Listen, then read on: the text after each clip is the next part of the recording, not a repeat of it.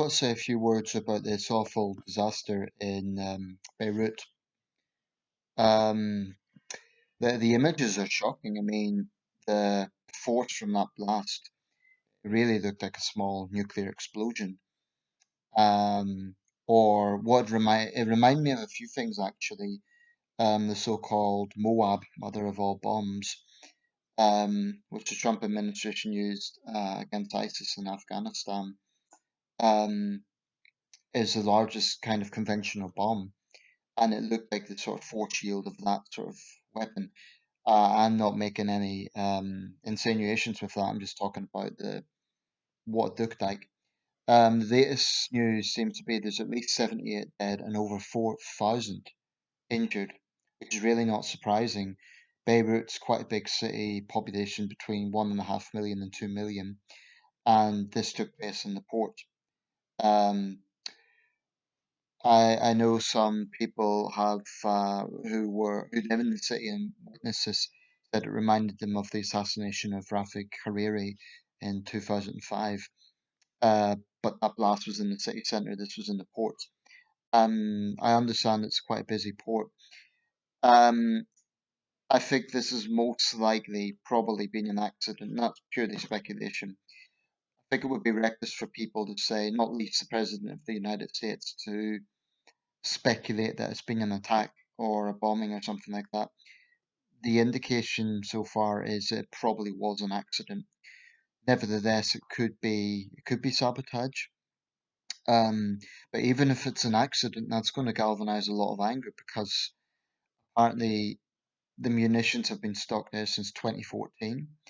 So there's going to be questions about what safeguards were in place, why were they there in such large volumes. I mean, the blast, it looked to me like almost a mushroom cloud. So it's no wonder there's been such devastation. And right now, there might well be, it's a sobering thought, but there might be people right now under rubble. Um, Even a city that's, got so many connotations with war. This was massive. So I mentioned it reminded me of some things. It reminded me of the Moab bomb, but it also reminded me of the Halifax explosion of 1917. So that disaster 103 years ago, for fellow amateur historians out there, was a massive explosion at Halifax Harbour in Nova Scotia. I think it ranks as Canada's worst disaster. About 2,000 people were killed, massive devastation, and at that time the largest explosion, man-made explosion in history. Um, and likewise, that was involving munitions in a port. So I definitely see similarities with that. It also reminds me of the Tianjin explosion of 2015 in China. That explosion was also in an urban area. I believe it killed 180 plus people. I remember those scenes back in 2015, and a large part of the city of Tianjin was just devastated. Cars were hollowed out.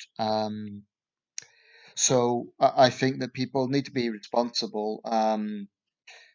If people are sharing videos and stuff, because of the part of the world this is in, the Middle East is always volatile. There will be speculation, but if people are making that sort of speculation, they need to back it up.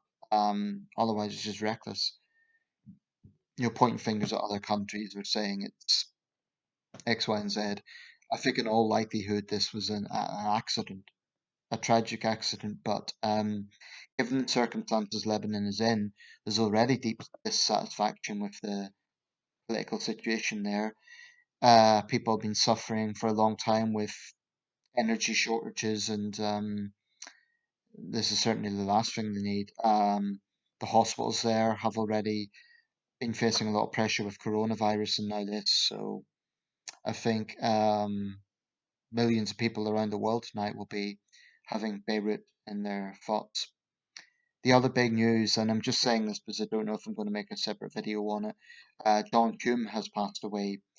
John Hume was a towering figure in Northern Ireland.